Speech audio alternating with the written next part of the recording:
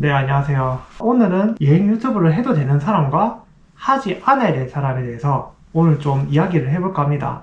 사실 제가 지금 이렇게 말을 하고 있는 게 정답은 아닌데, 그래도 듣고 난 다음에 나도 여행 유튜브 한번 해볼까? 라고 생각하셨던 분들한테는 굉장히 또 큰 충고, 그냥 조언이 되지 않을까라고 생각을 합니다. 먼저 여행 유튜브를 하시면은 많은 분들께서 그러한 부분을 고려해서 여행 유튜브를 시작을 할 거예요. 내가 원하는 여행을 하면서 돈도 벌 수 있고 유명세도 얻을 수 있고 잘하면 명예도 얻을 수 있겠구나 라고 생각을 해서, 그래서 여행 유튜브를 시작하고자 하는 사람들이 아마 거의 한 90%? 근데 사실은 거의 여행 유튜브를 도전하시는 분들의 90% 이상은 그러지 못하다는 거. 저도 그렇지만은 제 주변 사람들도 여행 유튜브를 시작한 사람들이 있었거든요. 그래서 너가 잘 되면은 나를 좀 끌어줘, 너도 좀 잘 되면은 나를 좀 끌어줘 라고 생각하면서 여행 유튜브를 제 주변에 시작한 사람들도 한 20분 정도 계셨는데, 지금 이 20명 중에서 지금 여행 유튜브를 아직까지 꾸준하게 하고 계신 분들은 단 한 명도 없습니다. 다 그만두셨어요. 일단 첫 번째로 수익이 안 돼요. 수익이. 먼저 저 같은 케이스를 좀 설명을 해드리도록 할게요.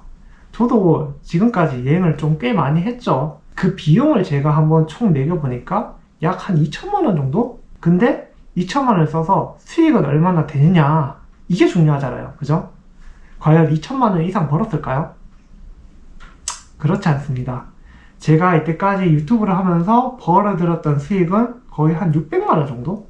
그러니까 한 1,400만 원 정도가 손실인 거죠. 굉장히 타격감이 크죠? 그죠? 그래도 저 같은 경우는 영상 편집을 그나마 좀 할 수 있는 편이라고 생각을 하는데, 영상 편집을 정말 초보 수준으로 하시는 분들도 꽤 많으시잖아요.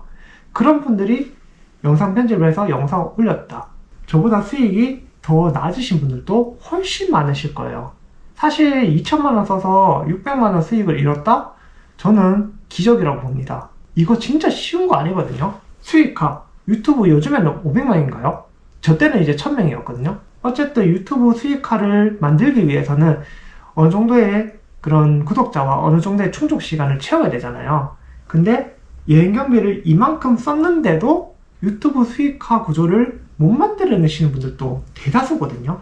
아마도 이 유튜브를 해보신 분들은 제 말에 적극 공감을 하실 거예요. 와, 어떻게 저렇게 유튜브 1000명이나 찍었지? 진짜 대단하다. 그래서 사실 저는 이 600만원 수익을 만든 것도 대단하다고 느끼고 있어요. 이런 수익적인 측면에서 처음에 시작을 하실 때 이런 돈을 써도 괜찮다, 타격이 없다 하시는 분들은 충분히 시작을 해봐도 되지 않을까라는 생각이 들고, 나는 이 돈을 쓰면서 이 정도의 수익화를 못 만들어낼 것 같아, 그렇게 약간 불안감이나 위기를 느끼신 분들은 저는 시작하면 안 된다라고 봅니다.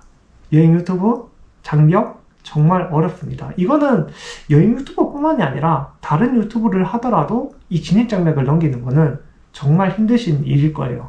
자, 그리고 두 번째는 내가 원하는 여행을 못할 수도 있습니다. 이게 무슨 뜻이냐? 내가 좋아서 하는 여행을, 내가 원하는 여행을 못할 수도 있다는 게 무슨 뜻이지? 의아해 하실 수 있다고 봅니다. 근데 사실 저도 여행 유튜브를 하면서 느끼는 거지만, 제가 원하는 여행 컨텐츠가 있고 원하지 않는 그런 여행 컨텐츠가 있거든요. 예를 들면 이런 컨텐츠들이거든요. 지금 딱 봐도 너무나도 자극적인 그런 컨텐츠죠. 근데 사실 여행 유튜브는 하기 싫은 컨텐츠를 좀 해야 될 때가 있습니다. 애초에 사람들이 좋아하는 컨텐츠를 해야 그나마 유튜브 수익 구조를 만들어낼 수 있기 때문에 내가 원하지 않은 컨텐츠를 해야 되는 상황도 분명히 존재를 합니다. 참 이게 아이러니해요. 사람들이 좋아하는 니즈는 확실히 뭔가 있구나. 근데 내가 좋아하지도 않는데 이걸 해야 돼 라는 컨텐츠가 많은 거죠. 그러면 하기 싫은 컨텐츠 안 하면 되잖아요 라고 의견을 주시는 분들도 있으실 거예요. 이게 참 애매한 게, 제가 원하는 컨텐츠만 계속해서 찍어서 올리잖아요. 그러면 지금까지 구독자도 저는 만들어지지 않았다라고 보고요. 그리고 이렇게 유튜브 수익화도 만들 수 없었을 거다라고 생각을 합니다. 그래서 저 같은 경우는 좀 기준을 정했는데, 사람이 좋아하는 컨텐츠 그리고 제가 좋아하는 컨텐츠를 조금씩 나눠서 하자. 그래서 애초에 조회수가 잘 나올 것 같은 컨텐츠는 거기에 집중해서 힘을 쏟고, 조회수가 애초에 안 나올 것 같은 컨텐츠는 그냥 애초에 포기를 하자. 그래서 저 같은 경우는 사람이 없는 여행지, 조용하게 좀 힐링할 수 있는 그런 곳을 워낙 좋아하다 보니까 그런 곳에 여행을 하고 싶은데, 사실 그런 컨텐츠를 올리면은 사람들이 안 봐요. 무슨 재미로 보겠어요. 어쨌든 이러한 측면을 좀 고려하셔가지고 여행 유튜브를 시작을 하셨으면 좋겠다라는 게 제 의견입니다. 그리고 또 다른 측면으로 멘탈 관리를 정말 강하게 마음을 먹어야 된다라는 점이 있습니다. 메이저에 올라오신 분들 있죠. 근데 그분들도 악플은 많이 받거든요. 악플은 많이 받지만 저는 그렇게 메이저로 올라가셨던 분들보다 저처럼 구독자가 그렇게 많지 않은 분들이 악플이 훨씬 더 많이 발견이 된다라고 말을 할 수 있을 것 같아요. 메이저로 올라오셨던 분들은 댓글이 막 몇백 개씩 달리잖아요. 몇백 개씩 달리다 보니까 적게 보인단 말이에요. 저는 그에 비해서 댓글이 숫자가 그렇게 많지가 않아요. 10개 중에 1개만 달려도 악플이 되게 많은 것처럼 보이는 효과가 있어요. 그래서 저 같은 사람도 비중도로 보면은 10개 중에 한두 개 달릴까 말까 한 수준이긴 한데, 100개에서 10개 있는 거랑 10개에서 1개 있는 거는 이 보이는 그 측면이 비중도가 확실히 다르게 보이거든요. 그래서 멘탈 관리하기가 굉장히 힘이 들 수가 있습니다. 중이 저리 싫으면 그냥 떠나면 되는데 왜 그렇게 댓글을 싸지르고 갈까? 모르겠네요. 그런 사람들은 그런 걸 쓰는 게 즐겁나 봐요. 어찌 보면 그런 사람들 되게 안타깝죠. 현실적으로 뭔가 분노라든지 화를 삭힐 수 있는 공간이 없어서 유튜브라는 이 플랫폼 안에서 화를 이렇게 분출하고 괜히 막 이렇게 쌍욕하고 악플을 남기는 게 아닌가라고 생각을 하는데, 어찌 보면 참 불쌍한 사람들이에요. 불쌍한 사람들이지만 그 불쌍한 사람들로 인해서 멀쩡한 사람들이 피해받는 것, 그것도 참 더 불쌍한 일이죠. 그래서 그런 것들을 견뎌낼 수 있는 멘탈을 가진 자는 유튜브를 해도 되지 않나라는 생각이 들어요. 근데 악플을 남기시는 분들이 그 성향 자체가 좀 그런 것 같더라고요. 나와 의견이 다르기 때문에 남기시는 악플들이 많아요. 사실 여행에는 정답이 없거든요. 내가 원하는 여행이 있고 내가 원하는 스타일의 여행이 있고, 또 똑같은 음식을 먹더라도 어떤 사람은 맛있을 수도 있고 맛이 없을 수도 있고 그런 거잖아요. 사람의 생각은 모두 다 다르거든요. 그냥 마냥 나랑 생각이 다르다고 해서 되게 공격적인 의향을 보이시는 분들도 꽤 많아요. 근데 이건 유튜버뿐만 아니고 인스타그램, 틱톡과도 다 마찬가지일 거예요. 이거는 인플루언서의 숙명이라고 봐요. 숙명. 그래서 멘탈 관리라는 게 여러 가지겠지만 악플에 있어서 잘 대처할 수 있는 멘탈 관리도 굉장히 중요하고, 본인이 본인 스스로 어떤 사람인가에 대해서도 명확하게 아는 거, 이것도 멘탈 관리 중에 하나라고 봅니다. 이것이 만약에 조절할 수 있는 본인만의 컨트롤 능력이 없다라고 하시는 분들은 절대로 유튜브 하시면 안 됩니다.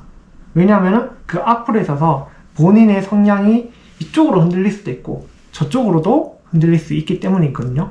그렇기 때문에 여러분들께서 잘 판단하시고, 나는 멘탈이 좀 약한 것 같아 라고 하시는 분들은 될 수 있으면 유튜브를 안 하시는 게, 좀 더 다른 일을 하시는 게, 그리고 여행을 가실 거면 그냥 여행 온전히 본인 스스로 그냥 즐기시는 게 더 좋지 않나라는 게 제 의견입니다. 근데 또 그럴 거예요. 이 영상 올리잖아요.